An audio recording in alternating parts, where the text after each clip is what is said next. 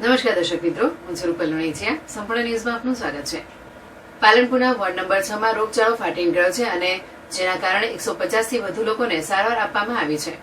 કોલેરાના કારણે અત્યાર સુધી એક વ્યક્તિનું મોત નીપજ્યું છે. ત્યારે આજે પાલનપુર ધારાસભ્ય સહિત મામલતદાર અને ચીફ ઓફિસર આ વિસ્તારમાં આવેલા પાણીના ટાંકાની પણ મુલાકાત કરી હતી અને પાણી સપ્લાય કરતા 2 બોર બંધ કરવાનો નિર્ણય કરાયો હતો.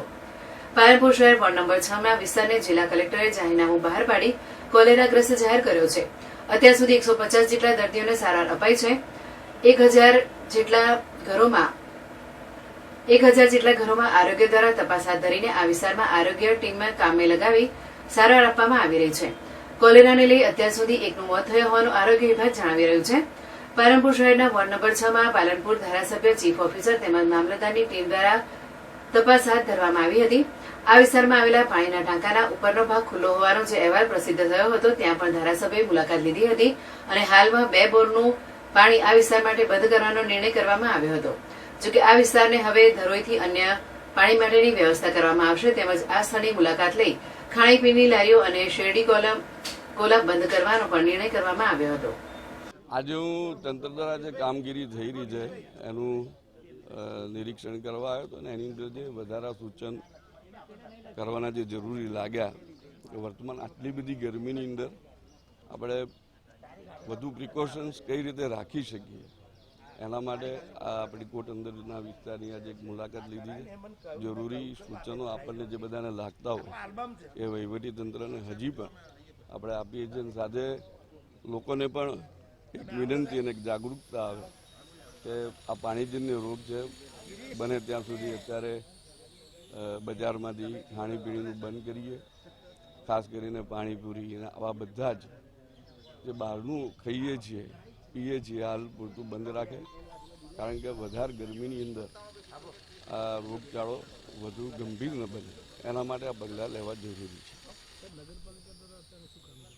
નગરપાલિકા દ્વારા અત્યારે જે પાણીનું સપ્લાય છે એ પાણીનું સપ્લાય વધુ ક્લોરીનયુક્ત થાય એ માટેની કામગીરી થાય છે અને કેવી રીતે વધુ સ્વચ્છતા રાખી શકાય તે બાબત ઉપર નગરપાલિકા અત્યારે કોન્સન્ટ્રેટેડ કરી રહી છે અને એના બાબતની સૂચનાઓ અત્યારે અમે આપી રહ્યા છીએ.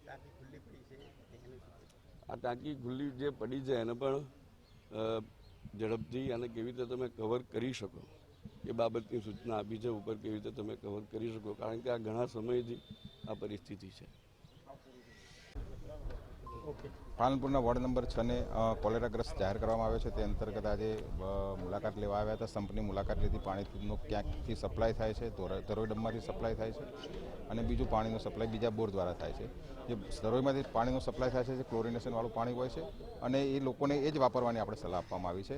અમારી અત્યારની ટીમો 18 વ્યક્તિઓ 9 ટીમો બનાવીને ફરી રહ્યા છે. દરેક ઘરે ઘરે જઈ રહ્યા છે. દરેક ઘરે ક્લોરિનની ટેબ્લેટ અગાઉ 5 આપતા તેની જગ્યાએ આજથી પાઉચમાં 25 ગોળી દરેક ઘરે આપવાનું નક્કી કરવામાં આવ્યું છે અને આજથી જે ચાલુ થઈ જશે એટલે લગભગ 2 લાખ ગોળી જેટલો વપરાશ આ 10 દિવસમાં કરવાનો છે. અને ઓઆરએસના પેકેટની વેચણી જે કરવામાં આવી હતી એ પણ ઘરે ઘરે જઈને 2-3 એડવાન્સમાં પેકેટ આપી દેવાના, એટલે તૈયાર જ રાખવાના. જ્યારે ઝાડા ઉલટી જેવી અસર થાય એટલે તરત જ પીવાની સલાહ આપવામાં આવી છે.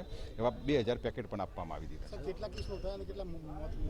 અત્યાર સુધીમાં લગભગ 150 જેટલા અસરગ્રસ્ત થયા હતા ઝાડા ઉલટીથી. એમાંથી 23ના સ્ટૂલ સેમ્પલ લેવામાં આવ્યા હતા. એમ પોઝિટિવ એક આવેલું હતું વાઇબ્રો કોલેરાથી અને મરણમાં એક જ મરણ થયું છે. જે બીજા મરણ હતા એ ઝાડા ઉલટીના કારણે થયેલા નથી, અન્ય કારણના કારણે મૃત્યુ થયેલ છે. અત્યારે લગભગ ગણો ને અમારે અહીંયા જનરલ ઓપીડી બેસાડી છે. ઓપીડીમાં દવા લેવા માટે તાવ, માથું, પેટમાં દુખાવો કે એવું કંઈ થતું હોય ને કંઈક ચૂક મારતી હોય એવા દર્દી 50-60 તો અમારી જે જનરલ ઓપીડી અહીંયા બેસાડી છે વોર્ડ નંબર 6 માં એમાં આવે છે અને આજુબાજુના પ્રાઇવેટમાં અને બનાસ મેડિકલમાં થઈ અને રોજના 50 દર્દી જતા હશે. હા, અને પાણી ક્યાંથી સપ્લાય થતું હતું, ક્યાં કેવી રીતે થાય છે એના માટેની ખાસ ચકાસણી આજે પાછી અમે કરવા આવ્યા હતા. ખાણીપીણીની લારીઓ છે 6 વાગ્યા પછી ખુલતી હોય છે. અમારા ચીફ ઓફિસર શ્રી અને મામલતદાર સાહેબ શ્રી જોડે સાથે વાતચીત થઈ છે. 6 વાગ્યા પછી જે ખાણીપીણીની લારીઓ છે તે લગભગ જે એવી લાગતી હશે એ તમામને 7 દિવસ માટે બંધ કરવામાં આવશે.